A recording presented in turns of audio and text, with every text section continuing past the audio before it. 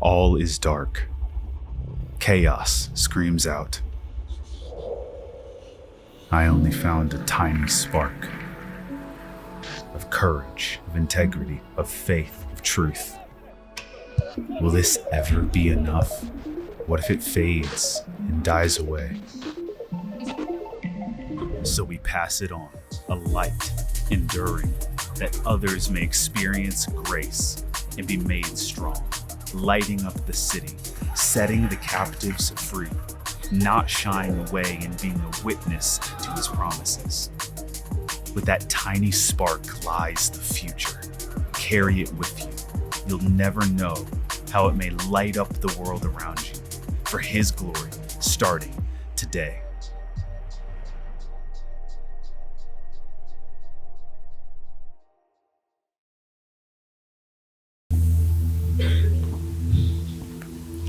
Truly, your God, you are our King of Kings.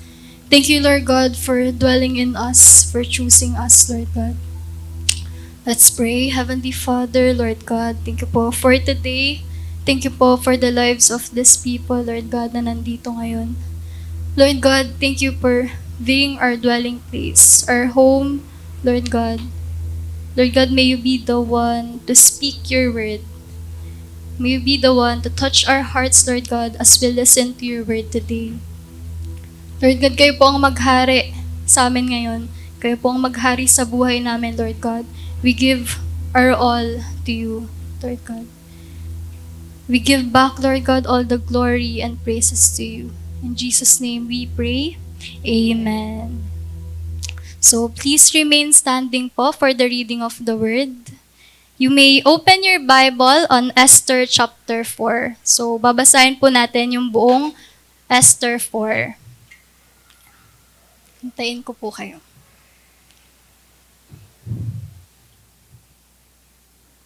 If nandyan na po kayo, please read with me. When Mordecai learned all that had been done, Mordecai tore his clothes and put on sackcloth and ashes, and went out into the midst of the city, and he cried out with a loud and bitter cry. He went up to the entrance of the king's gate, for no one was allowed to enter the king's gate clothed in sackcloth. And in every province, wherever the king's command and his decree reached, there was great mourning among the Jews, with fasting and weeping and lamenting. And many of them lay in sackcloth and ashes. And when Esther's young woman and her eunuchs came and told her, the queen was deeply distressed. She sent garments to clothe Mordecai so that he may take off his sackcloth. But he would not accept them. Then Esther called for Hathach, one of the king's eunuchs who had been appointed to attend her, and ordered him to go to Mordecai to learn what this was and why it was. Hathach went out to Mordecai in the open square of the city, in front of the king's gate, and Mordecai told him all that had happened to him, and the exact sum of money that Haman had promised to pay into the king's treasuries for the destruction of the Jews. Mordecai also gave him a copy of the written decree issued in Susa for their destruction, that he might show it to Esther and explain it to her, and commanded her to go to the king to beg his favor and plead with him on behalf of her people. And Hathach went and told Esther what Mordecai had said. Then Esther spoke to Hathach and commanded him to go to Mordecai and said, all the king's servants and the people of the king's provinces know that if any man or woman goes to the king inside the inner court without being called, there is but one law, to be put to death, except the one to whom the king holds out the golden scepter, so that he may live. But as for me, I have not been called to come into the king's this 30 days. And they told Mordecai what Esther had said. Then Mordecai told them to reply to Esther, do not think to yourself that in the king's palace you will escape any more than all the other Jews. For if you keep silent at this time, Relief and deliverance will rise for the Jews from another place. But you and your father's house will perish. And who knows whether you have not come to the kingdom for such a time as this? Then Esther told them to reply to Mordecai, "Go, gather all the Jews to be found in Susa, and hold a fast on my behalf, and do not eat or drink for 3 days, night or day. I and my young woman will also fast as you do. Then I will go to the king, though it is against the law, and if I perish, I perish." Mordecai then went away and did everything as Esther had ordered him. So this is the word of the Lord. You may now be seated.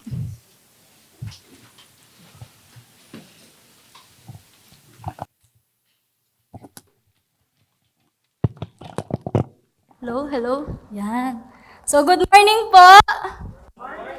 Parang manghina. Good morning. So, I'm Ashana po, 19 years old, one of the leaders and volunteers here in Victory Carmona and in ENC Carmona. So, I'm honored po to speak here and share the Word of God to you. So, ngayon po, tayo ay nasa second week na ng ating series na The Future is Now. So, this series tells us the urgency of living for Christ in this present moment. So, hindi po bukas, hindi next week, hindi rin po next year, but ngayon na po. That it tells us to live with faith, with urgency, and purpose today because God's plan and purpose for us is already ready. So, prepared na po siya. Tayo na lang yung hinihintay ni God na mag-obey sa Kanya. So, onting recap lang po sa series last week. So, last week po, pinag-usapan natin si Jeremiah and Judah and how Jeremiah stepped out in faith despite the opposition and idolatry happening in their time.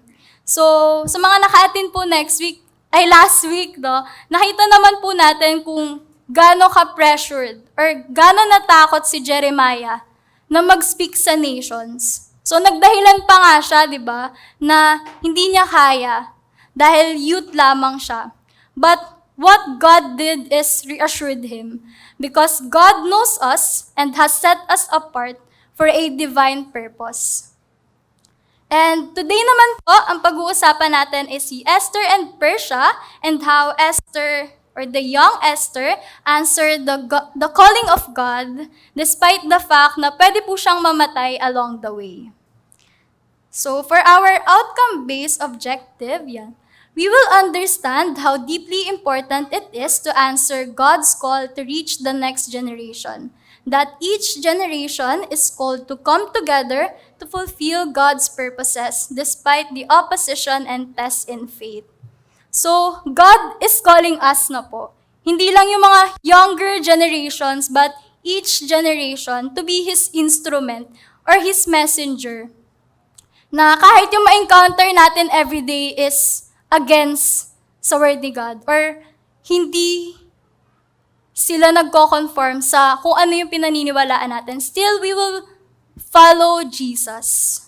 Na hindi tayo susunod sa worldly truth nila, but sa truth ni God. So at the end of this series po, we will learn to rest in God's faithfulness alone and not in the temporal boundaries of humans.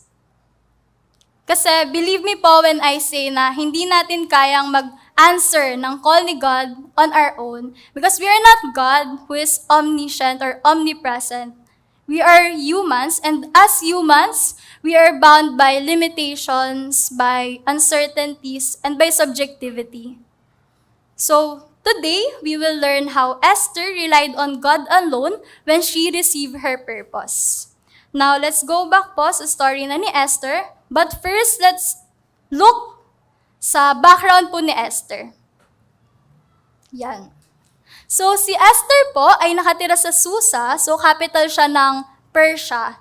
So, si Esther sa Bible, dinescribe siya as young and beautiful woman. So, lovely raw po siya to look at. So, panigurado, no, sobrang ganda ni Esther. So, kung sa panahon po natin, tawag sa kanya, drop dead gorgeous. Yan. Sobrang ganda niya. So, si Esther din po ay isa ng orphan. So, namatay na po yung parents niya, both mother and father. And ang nagsilbing guardian niya is ang kanyang older cousin na si Mordecai. So, yun po ang kanyang naging father figure. So, sa age naman po, walang sinabing exact age sa Bible kung ilang taon na ba si Esther. But based po sa mga historical sources, around 14 to 20 years old si Esther nung siya ay maging queen ng Persia. And sa iba namang Jewish tradition, si Esther daw po ay 15 to 16 years old. So, parang nakaka-curious po no, paano siya naging queen. Di po ba kayo nakaka-curious? Di po? Dahil dyan, sasabihin ko po paano siya naging queen. So, magba-backward po muna tayo, no? Sa Esther chapter 2 po, makikita natin doon na nag-gather yung mga eunuchs ng king, ng mga young, beautiful, and virgin woman sa Persia para hanapan ng queen si King Ahasuerus. So, isa po si Esther sa napiling pagpipilian ng king, and by turn po yung pagpunta nila sa king para makapili si King Ahasuerus. And when it's Esther's turn to go before the king, talagang na-mesmerize si King Ahasuerus sa kanya. So makikita po natin yun sa Esther chapter 2 verse 17. So it says there that the king loved Esther more than all the women, and she won grace and favor in his sight more than all the virgins, so that he set the royal crown on her head and made her queen instead of Vashti. So just like what I have said earlier, no, sobrang drop-dead gorgeous ni Esther na hindi lang po attention ng king yung nakuha niya, but she also won favor of all the eyes that have seen her sa palace. So ganun po siya naging queen. So kung iisipin natin, no, bakit kaya si Esther yung napiling queen?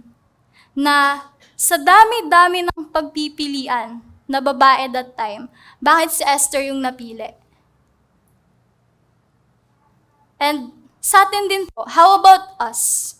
Do we know our purpose of God for us? So mamaya po, malalaman natin yan as we go on to our word today. Yan. Esther chapter 4 verse 1, when Mordecai learned all that had been done, Mordecai tore his clothes and put on sackcloth and ashes, and went out into the midst of the city, and he cried out with a loud and bitter cry.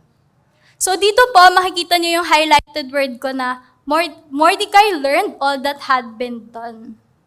So ano yung nalaman ni Mordecai? Para mag-tore siya ng clothes, para maglagay siya ng sackcloth and ashes. So tayo po ay magba-backward uli. So para po mas maintindihan natin, I encourage everyone to read our Bible. Yan. So sa Esther, chapter 3 po, is nagkaroon ng promotion sa palace. So si King Ahasuerus, pinromote niya po yung isa sa mga servant niya, and yung servant na po yun is si Haman. Si Haman po was elevated above all the other officials in Persian Empire. So si Haman, he essentially becomes the king's highest ranking advisor sa palace. So sa panahon po natin ngayon, si Haman para siyang prime minister or vice president. And of course, with this promotion came with great authority.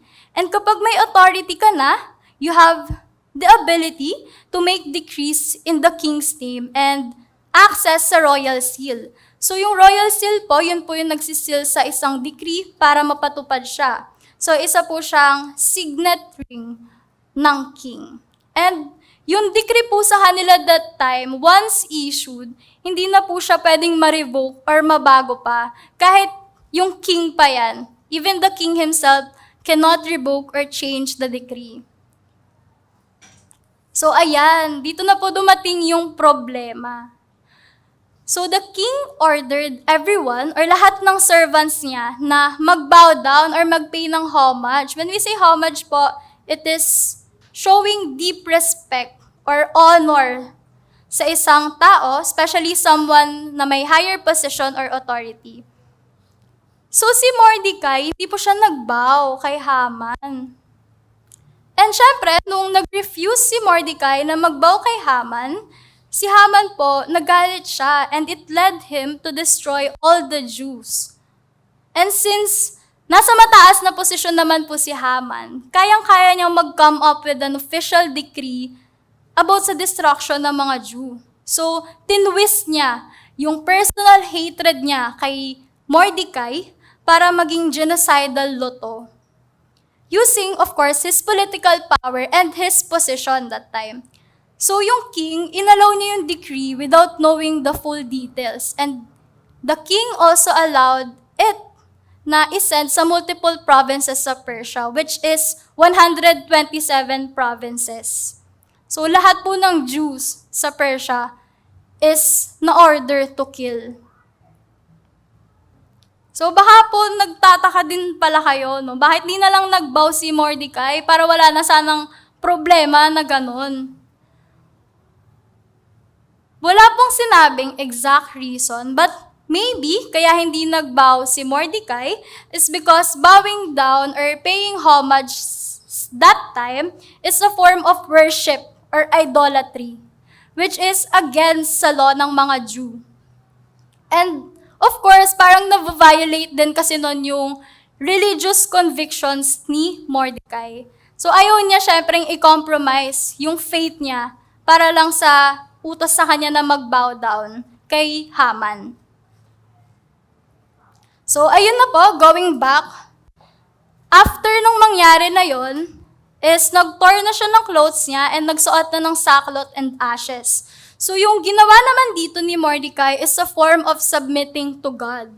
Na isa po siyang tradition ng mga Jews before. Na whenever may unpleasant thing na nangyayari sa kanila is tradition signs nila to ng mourning and repentance kay God. So makikita rin po natin tong tradition na to sa ibang book ng Bible like kay Job and kay Daniel. So dito pa lang sa verse 1, makikita na natin na how Mordecai and the Jews turned to God immediately nung may gantong issue na.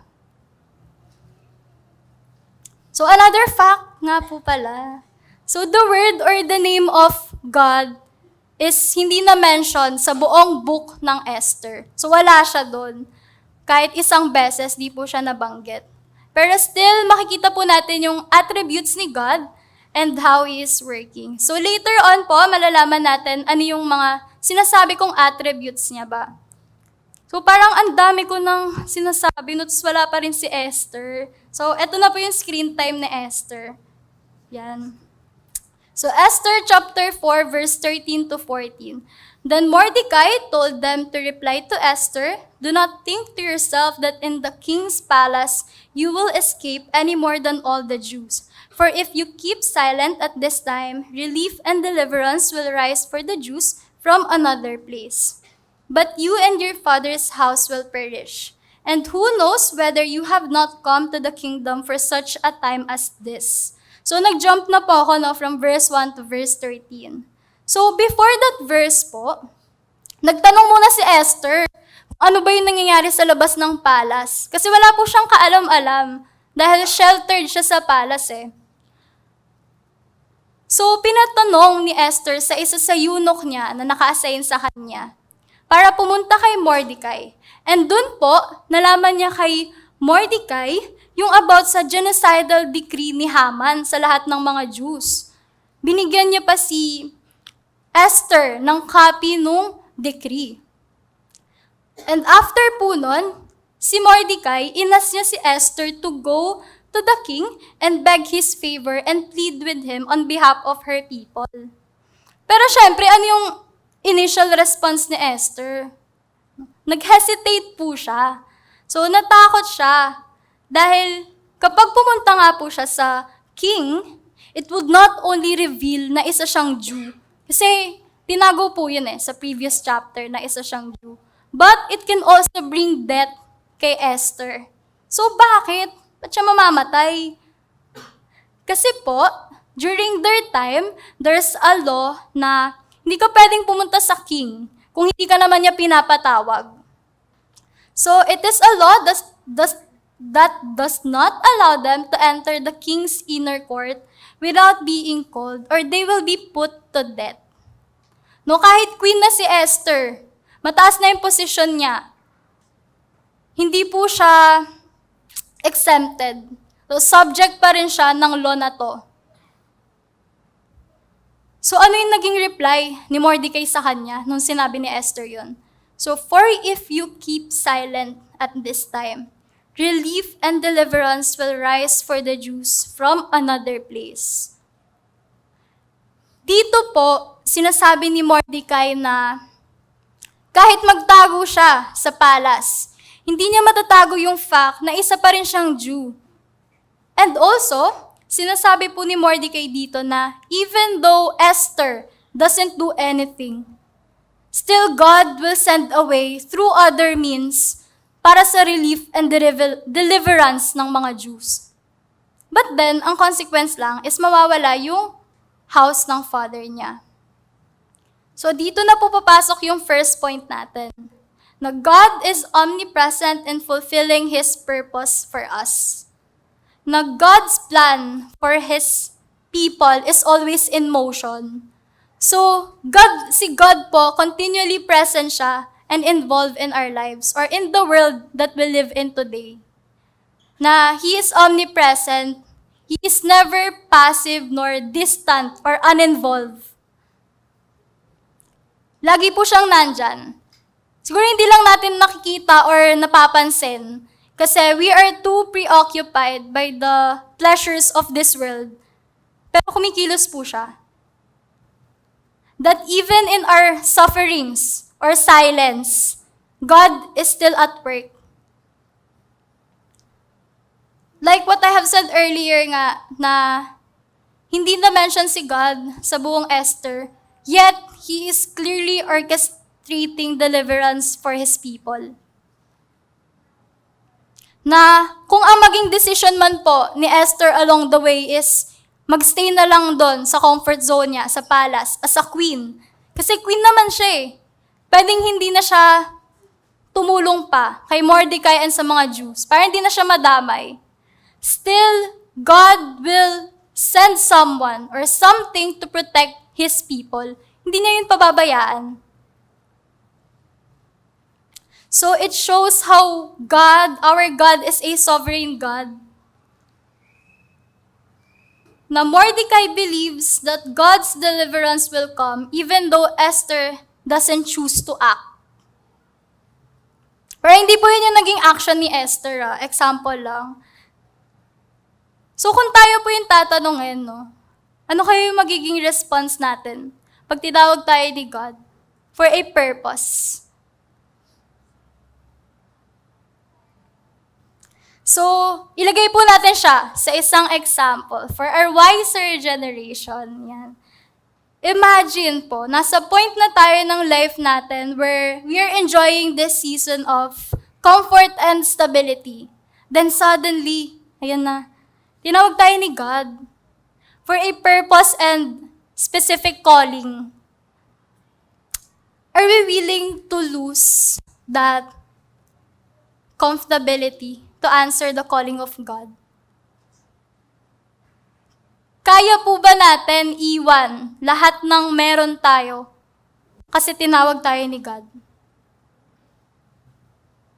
Or mag-hesitate po tayo na magdadahilan tayo na, Lord, baka po pwedeng iba na lang kasi okay na ako dito eh. Comfortable na ako eh. Pwede po bang iba na lang? Ganun po ba yung response natin?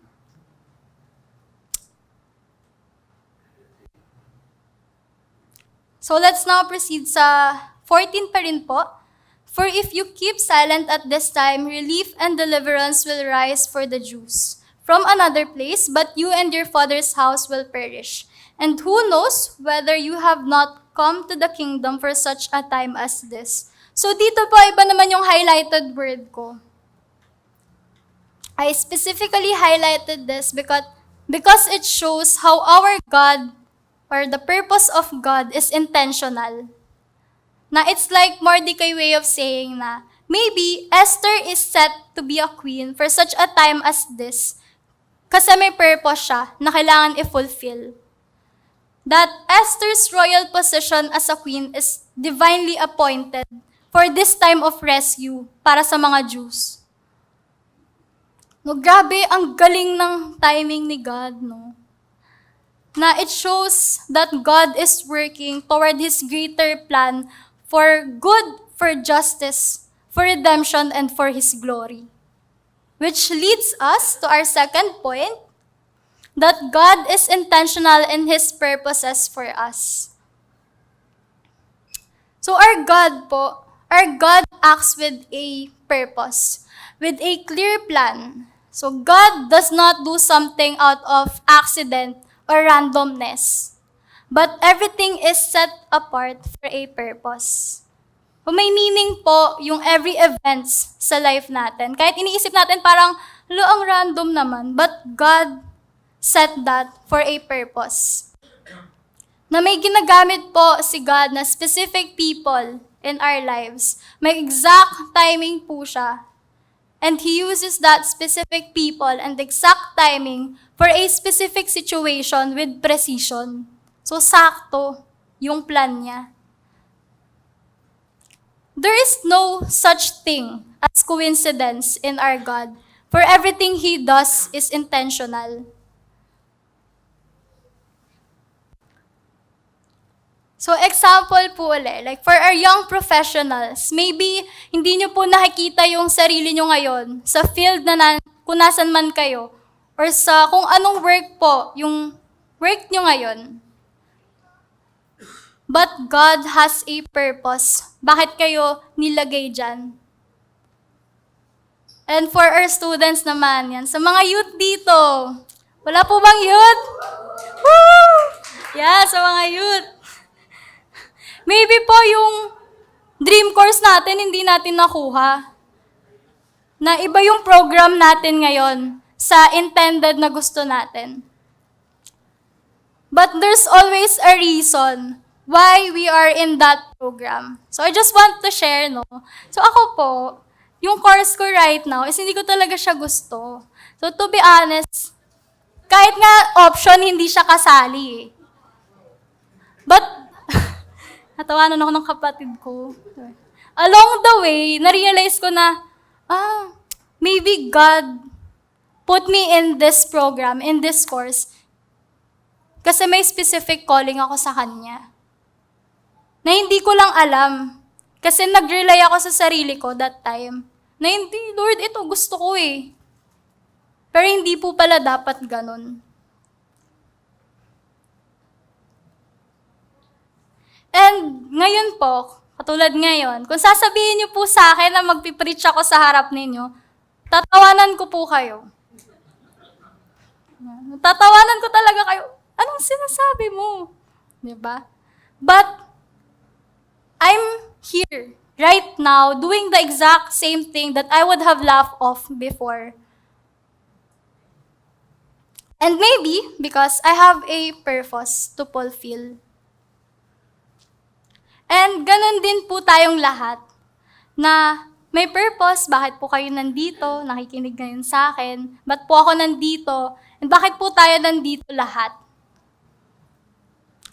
And yung kay Esther naman, her position to be a queen is not an accident.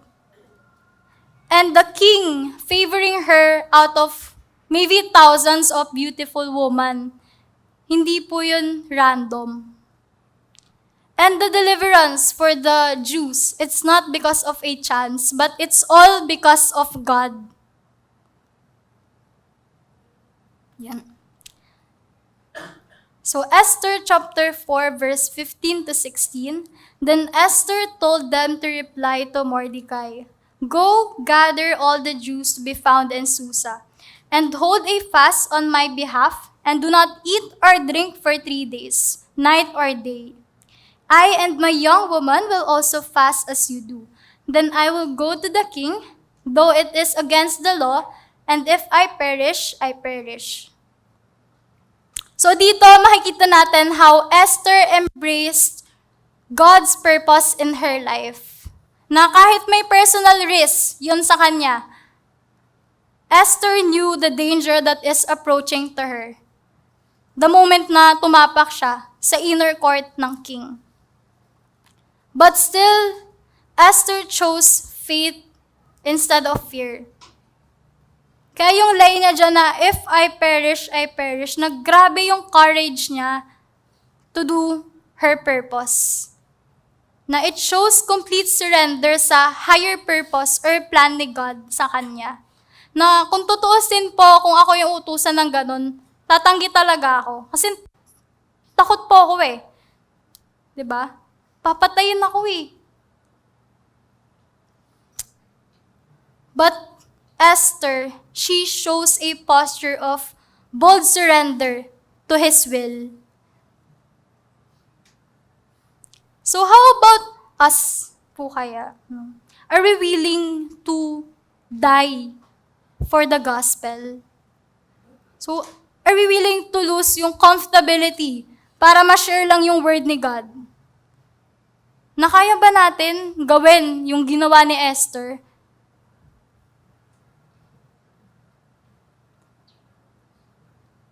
And hindi lang po yun, no? Makikita natin na hindi nag-rely si Esther sa sarili niya. Pero kay God pa rin during these times na through fasting and praying, na she even instructed Mordecai to gather all the Jews and fast and pray with her for 3 days. So ayun, commercial. May mid-year and prayer fasting po tayo sa July 2 to 4. So we hope to see you all there po. So it will help us po to seek the purpose and direction of God for us.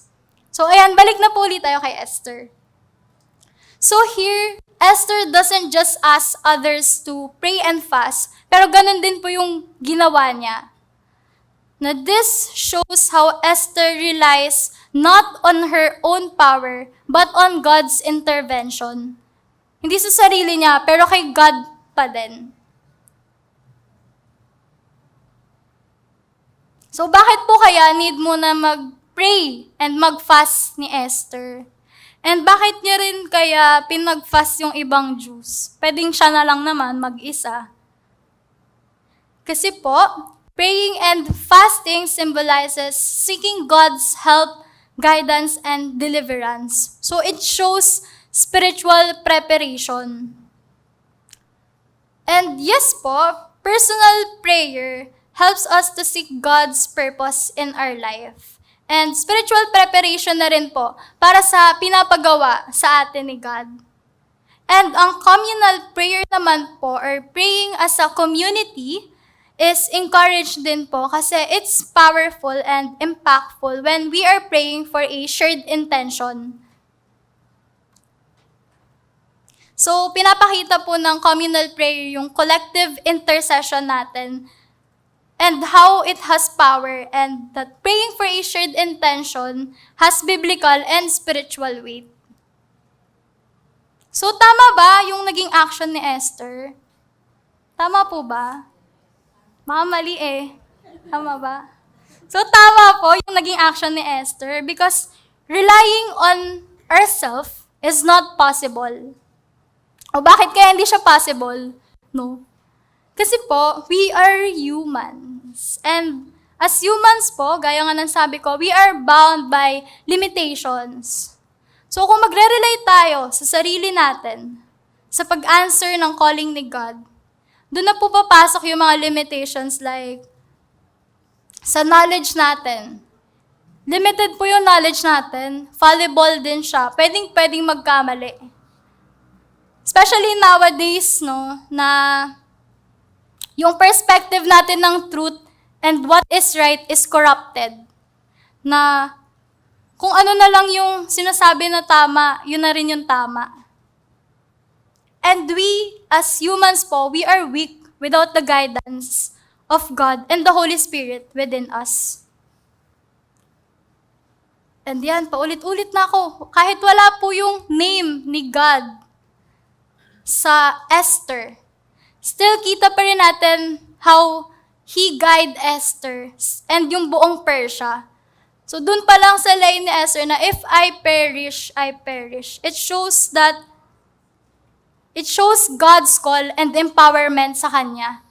Na yung courage ni Esther, it reveals the unseen presence of God's empowering strength. Na dahil po kay Esther reflects how God gives courage and conviction to those who answers His call. Gaya na lang po ng sabi sa 2 Corinthians chapter 12, verse 9, "But He said to me, my grace is sufficient for you, for my power is made perfect in weakness." So, for background, si Paul po yung nagsasalita dyan, Hindi po yung kapatid ko, but si Paul po. So, God did not remove Paul's problem. Rather, He gave assurance kay Paul, assuring him that His grace or yung divine favor or yung help ni God is enough to sustain him sa difficulties niya that time. So makikita natin na yung weaknesses natin, as humans, made perfect pala siya sa power ni God. No, just like Paul and Esther, strong tayo and courageous because of God's grace alone. Wala nang iba, grace lang ni God. Kaya tayo matapang. Wala po tayong ambag doon, wala tayong tinulong, but only God. So God's grace is not just helpful, but it's sufficient. So dito na po papasok yung third point natin. Now we need to seek God's guidance and power as we take part in accomplishing His purpose. So gaya nga po ng sabi ko kanina, we cannot rely on ourselves, but we need to seek guidance and power kay Jesus, especially in accomplishing His purpose. Kasi kung tayo lang sa sarili natin, doon na po papasok yung doubts, yung fears, yung worries, yung uncertainty.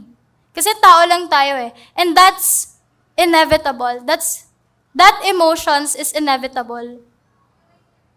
Kasi humans tayo. So, dyan na rin po papasok yung mga excuses natin para makatakas sa calling ni God. Kasi natatakot tayo or maybe inisip natin di pa tayo ready or nakakahiya yung sasabihin nila sa atin. Kahit hindi naman dapat. Why? Because we are doing this not for us to be known, but for Him to be known. So hindi po tayo nagsasalita ng word ni God para makilala tayo, pero para makilala siya. Or baka po another reason natin is, bata pa ako Or pwede rin pong, masyado na akong matanda, pwedeng iba na lang. So tignan po natin yung sinasabi ng Bible about dyan. So in 1 Timothy chapter 4, verse 12, says not, let no one despise you for your youth, but set the believers an example in speech, in conduct, in love, in faith, in purity. So dito po, sinasabi na hindi dahil bata pa tayo is hindi na natin kaya, when in fact, we can still be an example sa mga believers, and especially sa mga unbelievers, in how we speak, how we love, and how we respond in faith. So I hope yung mga next generation dito, yung mga youth po na nandito, na hindi tayo ma-discourage sa pag-share ng word ni God. Kahit i-despise pa tayo ng iba, kasi po, we are doing it for Him, not for them. And of course, do not let our age be a reason to doubt God's calling in our life. So I just want to share lang din po pala. So last May 24 to 25, we had our youth camp po. So iba't ibang campuses yung mga kasama natin. So ayan po kaming lahat. Yan. So, I think more than 200 youth yung nandyan. So, we have this line na lagi namin sinasabi na, we are radicals. Yeah. So, are you radicals? Yan, very good.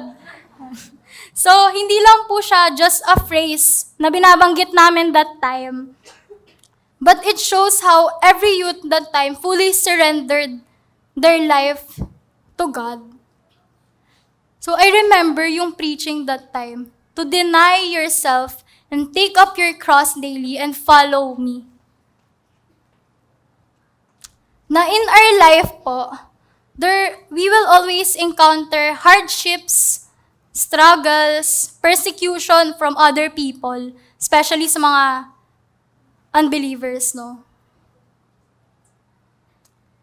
And of course, yung struggle in going against the worldly truth.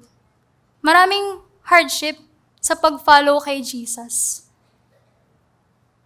But one thing that I have learned is that God did not promise us that we will have a smooth sailing life. Hindi niya pinromise na magiging madali yung Christian life natin. But He did promise a storm-proof life. So, ayan. So, sa youth camp po, I was given the opportunity din po to share my testimony and dun ko po na-realize how God works in my life and God works in all of us, sa buhay nating lahat.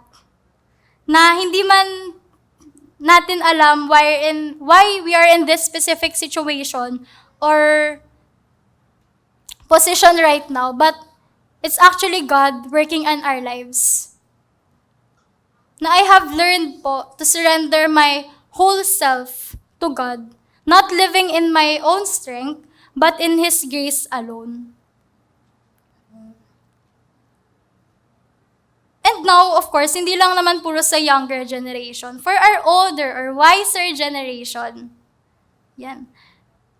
Sa Exodus chapter 7 verse 7, it says that, "Now Moses was 80 years old and Aaron 83 years old when they spoke to Pharaoh." So, grabe no, 80 na si Moses, as 83 na si Aaron. O kung tutuusin, nasa retirement period na sila, that magpapahinga na lang sila eh. Pero still, they answered God's purpose for them. Dito, makikita natin that age cannot limit us in responding to the calling of God. Kahit pa bata po tayo or matanda na tayo, God can still use us powerfully. Na it teaches each generation of believers na yung spiritual maturity hindi siya nanggagaling sa age, pero sa grace pa rin ni God, that we can still be witnesses regardless of our age. Kaya po, tandaan natin na we are never too young or too old to speak the word of God. Kahit anong edad, pwede niyo po i-share yung word ni God. And now po, sa next verse natin, makikita natin how each generation comes hand in hand para sa purpose ni God.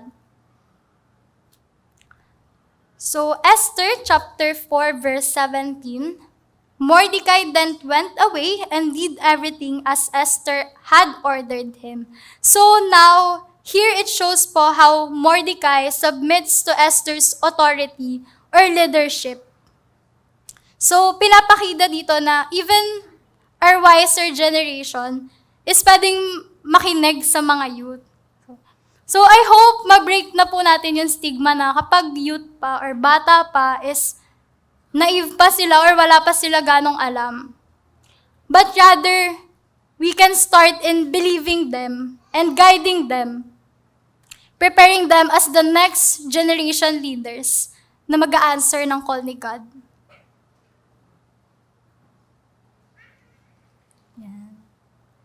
So, dito, makikita natin na Mordecai listened to Esther's response and instruction about praying and fasting. And si Esther naman, nag-listen siya sa instruction ng guidance, ng guardians niya, which is si Mordecai. So, we need each generation to fulfill the divine and intentional purpose given to us. So hindi po kaya ng younger generation lang mag-isa. Hindi rin kaya ng older generation lang mag-isa. But we need both or all of the generation.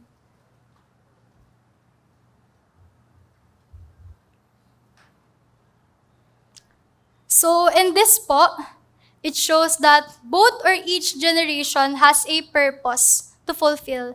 That every generation has a calling to respond to our future now. So to our older generation or wiser generation, sino po kaya yung younger generation na nililid sa inyo ni God to guide them to know their purpose in life? And for our younger generation naman, who is that older or wiser generation na, or mentor na nag-help sa atin para makita and magawa yung purpose ni God for us? So, are we all part of a small group na po? Yes po. Sino pong hindi pa? Mga may hindi pa eh. Lahat na po ba? So, if hindi pa po, no, I encourage everyone to be part of a small group po.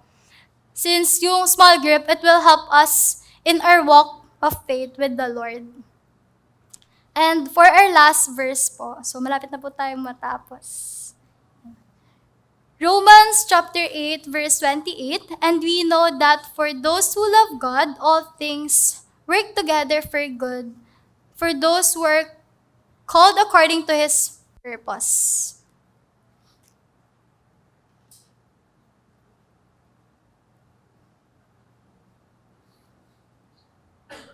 So, ayan, no?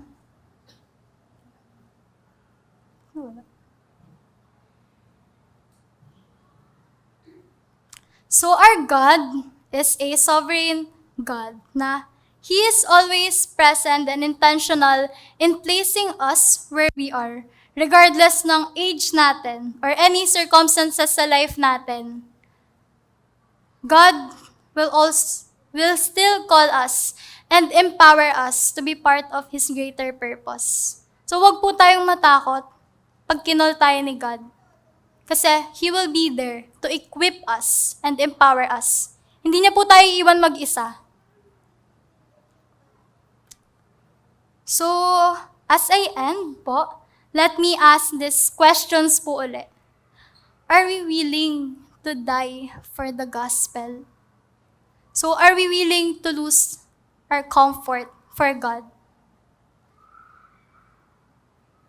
Meron na po ba tayong courage to do the purpose of God for us? Or do we even know our purpose in life? So kung di pa po, ay pagpipray po natin yan. So let's pray po. Hindi na po kailangan tumayo. Heavenly Father, Lord God, thank you po for today. Lord God, thank you po sa live po ng mga tao po na nandito ngayon, Lord God. May you be the one to guide us, Lord God. Give us the boldness po, the empowering strength, Lord God, to speak or to share your word to others, Lord God. Na hindi yan magstay dito lang sa church, but ma-share namin yan sa labas, Lord God. Na hindi lang kami yung masave, but sila din, Lord God, your people. Lord God, kayo po ang maghari sa buhay namin, Lord God, na help us po to surrender our lives to you. Yung buong kami, Lord God, lahat ng decision namin sa buhay, kayo po ang maghari, Lord God. Lord God, thank you po for this time na binigay niyo sa amin na matuto kami ng bago about sa'yo. We give back, Lord God, all the glory and praises to you. In Jesus' name we pray. Amen. Thank you po.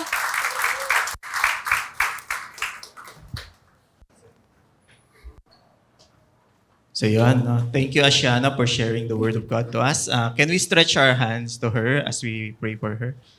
Lord, once again, we thank you for this younger generation, oh God.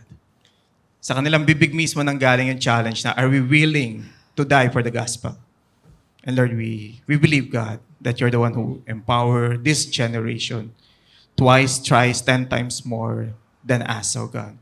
And Lord, as we nurture and guide this generation, the wiser generation, Lord, we ask for your wisdom, we ask for your power also, Lord, na yung buhay namin magiging example what is a godly life really is, so Lord. And to the next generation or to the younger generation, Lord, we give the platform and the privilege to them, oh God, to flow and to nourish, oh Lord. Lord, thank you for the life of Ashana, oh God. Thank you for her obedience, oh Lord. Lumabas siya into her comfort zone, oh Lord, to preach the gospel. And we believe, Lord, na doon sa journey niya as habang ginagawa niya yung preaching, ikaw yung nakikita niya at ikaw yung nag-guide sa kanya. Lord, may you empower her always. Bless the work of her hands, oh Lord. And put the right words into her lips, oh God, that every time she will speak, there will be life, there will be transformation sa mga taong makakarinig. Bless also her family, Lord. Thank you for her life. This all we pray in Jesus' name. Amen. And Thank you po. thank you, Ashana. So, Thank you. ano tayo, no? Parang si Queen Esther pinapagalitan tayo, no? Doon sa mga sinabi ni Ashana. Thank you po. Pero, yun nga, no? As we learn the story of Esther, actually, Mordecai guided her. Maraming doubt, marami siyang reasoning, mga dahilan para hindi sumunod because of fear. And the situation is real. Pero yun nga, no? Because of Mordecai, Esther obeyed God's calling to her. So, older generation, tayo yung mga Mordecai na meron. No? Kaya, we need to be intentional also to train the next generation. Sino yung mga Esther sa buhay natin na tinitrain natin, ini-impart natin, at hinahayaan nating mag-flow para ma-answer yung calling ni God sa buhay nila. And next generation, as an Esther, I hope and pray na you will be intentional also na humanap ng Mordecai sa buhay niyo. Yung mga taong mag-guide sa inyo, yung mga taong magko-correct sa inyo. Imagine, sinabi ni Mordecai, no, kung hindi mo yung gagawin, may ibang tao na gagawa niyan. Kasi purpose ni God yan. Pero, yung mga ganong masasakit na salita, di ba, yun yung mga bagay na magpapamulat sa kanila kung ano yung calling na ibinigay sa kanila ng Panginoon. And just like what Ashana said, no, na yung Book of Esther, hindi nabanggit si Lord. Ni minsan sa buong libro. Pero hindi ibig sabihin nun wala si Lord. Church, ganun din tayo. May mga sitwasyon tayo na parang hindi natin nakikitang gumagalaw si Lord sa buhay natin. Pero hindi ibig sabihin, hindi siya gumagalaw. Remember na kahit sa madilim na sitwasyon ng buhay natin, gumagalaw at may ginagawa ang Diyos sa buhay natin. So kailangan lang natin siyang makita at pagkatiwalaan sa anumang sitwasyon na pinagdaraanan natin. That is what we call divine providence. So, as I end, bigay lang ako ng konting announcement. So, meron na po bang lahat ng campus commitment card? Ito. Yan. So, may raffle number po yan sa ilalim. Mabubunot kayo mamaya. Pipiliin nyo kung anong gagawin nyo. Pray, give, or go. Okay. Yun po yung ano natin. No? So, hindi. Kidding aside, di ba? Campus commitment. So, we would like to invite every one of you na whether you are students, a young professional, a parent, a leader, to take part in what God is doing in our campuses. How many of us grateful that we are a multi-generational church? Nakita nyo kung gaano ka better yung future dun sa mga narinig nating preaching ng mga younger generation natin. So, nandito po kung yung mga instruction kung paano. So, first and foremost, we can pray.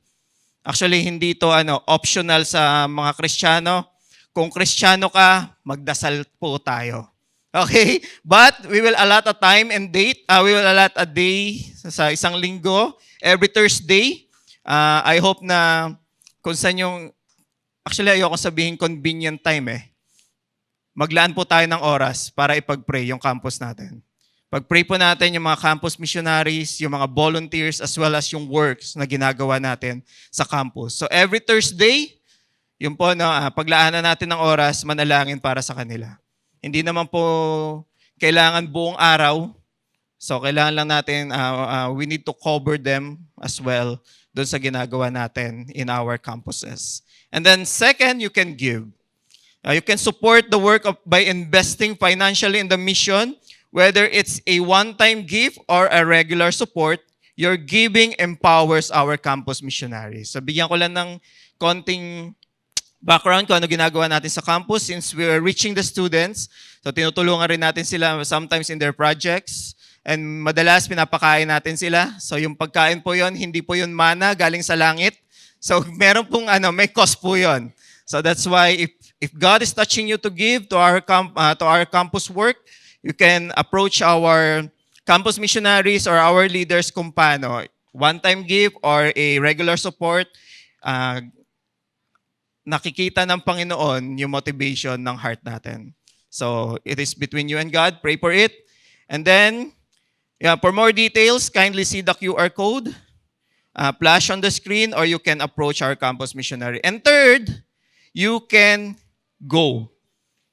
So, if God is touching your heart to be more involved, maybe through going to campuses, mentoring students, or taking a bold step to become a campus missionary, we welcome that. So kung hinihipon ng Panginoon, or actually hindi na hinihipon ng Panginoon, tinutulak na kayo ng Panginoon na mag-go, hindi lamang po hindi lamang ibig sabihin na we go to the campus, yes, kung ganun yung direction sa ni Lord, pero pwede rin tayo, sabi ko nga kanina, we need to be intentional na maghanap ng mga Esther sa buhay natin na i-guide or i-coach natin.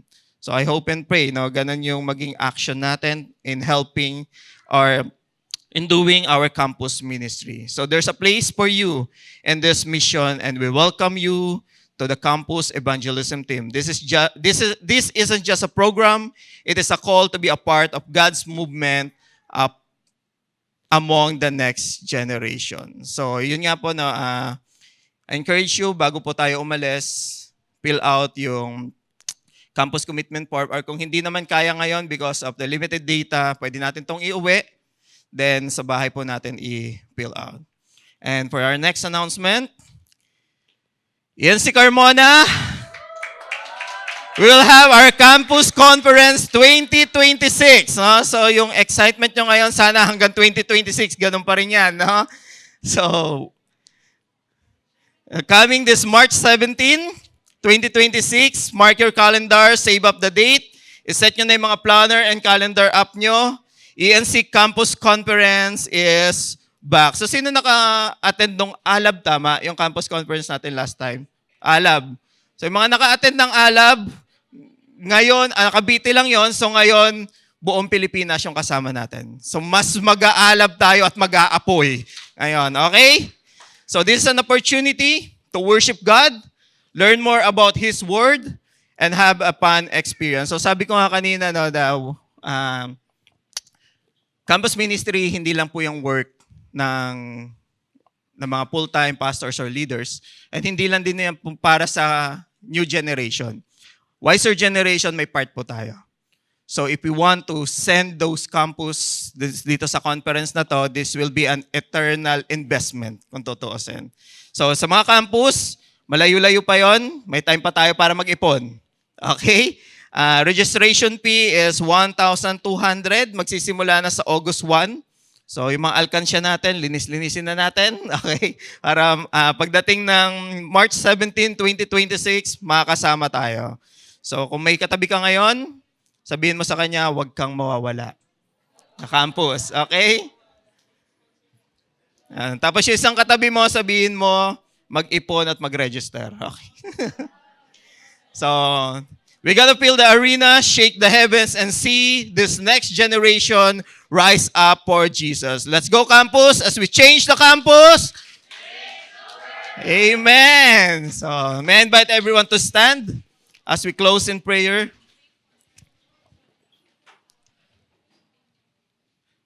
Before I close, if God is touching your heart to support the campus, pag-pray po natin. At kung God is touching you or touching your heart or called you to be in a full-time ministry, it's either campus missionaries or whatever it is, we are here to help you to process yung kung calling ba talaga ni Lord yan sa'yo. At kung ikaw yon, I hope na you will pray for it, ask God for wisdom, continue to yung vision na ibinibigay sa ng Panginoon, patuloy mong tingnan at ipanalangin. And then I hope and pray na kapag nireveal na sa'yo ng Panginoon yung purpose na yan, we'll have an obedience. Hindi lang partial, but a full obedience. Remember that partial obedience is still disobedience. And if you are here, na Lord, parang hindi kita nakikitang gumagalaw sa buhay ko, Panginoon. Church, I believe na kahit gaano kadilim yung sitwasyon mo, hindi ka iiwan ng Panginoon. At yung sitwasyon mo ngayon, gagawin niya ng Panginoon ang pagpapala sa buhay mo. You just need to trust Him. Kung napalayo ka man sa Kanya, just like the prodigal son, di ba? Patuloy tayong hinihintay ng Panginoon na bumalik sa Kanya. Balik lang po tayo sa Panginoon. Read His Word. Trust Him. And whatever the situation is, sabi ni Esther, if I perish, I perish. Are you willing to die for the gospel? The challenge ng younger generation sa atin. Let us pray. Panginoon, salamat po sa pagkakataong ito. Salamat, Panginoon, sa tinig mo na narinig namin sa boses ng mga kabataan, O God. Kung paano nila preach yung gospel sa amin, O God. Salamat, Diyos. Dahil naniniwala kami na mas better yung next generation sa amin. At makikita namin, Carmona Church, 2, 3, 5 to 10 years from now, patuloy na magpupuri at iahayag ang iyong kadakilaan. O Diyos, salamat. Dahil binigyan mo kami ng pagkakataong ito na makita ang wiser generation at ang bagong generation to work hand in hand, O God, for your glory and for the advancement of your kingdom. Lord, I pray that you will bless these people, O God. Bless us, O Lord, as a congregation na patuloy na wiser generation, patuloy na maging modelo sa mga bagong henerasyon. Patuloy namin silang gabayan at patuloy na magbigay daan para sila mapulfill nila yung promise o yung calling na ibinigay sa kanila ng Panginoon. And to the younger generation, Lord, I pray na ikaw yung patuloy na makita nilang gumagalaw sa buhay nila. In their campuses, in their community, ikaw yung sasaligan nila at sasandalan ano man yung sitwasyon na kanilang pagdadaanan at pinagdaraanan. Salamat, O God. Because we believe you're the one who built this church, O Lord. And Lord, salamat sa pagkakataong ito. Ang iyong pagpapala, O God, ang patuloy na umagos sa buhay ng bawat isa. Ang iyong biyaya, O God, ang aming sasandalan sa anumang pangangailangan na mayroon kami. At tanging ang iyong kadakilaan lamang ang aming itataas at ihahayag sa buhay ng bawat isa. Salamat po sa pagkakataong ito. Napapurihan ka at pasalamatan. Muli lahat ng ito ay dalangin namin sa matamis na pangalan ni Jesus. Amen at amen. Let me bless you. Ang pag-ibig ng Ama, ang pagpapala ng Anak, at pakikipisan ng Banal na Espiritu ay sumatin nawa. Church, ipinamamanhik ko, humayo tayo at gawing disipulo ang buong bansa para kay Kristo. Sa ngalan ng Ama, ng Anak, at ng Espiritu Santo. Amen at amen. Salamat po sa lahat. Pwede po tayong pumunta sa harap kung kailangan natin ng panalangin. May mga taong handang manalangin para sa atin.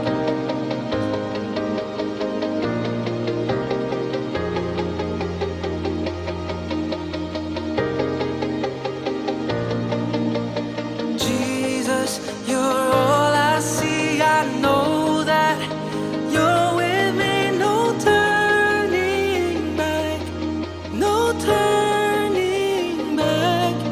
My cross I'll carry, though no one goes.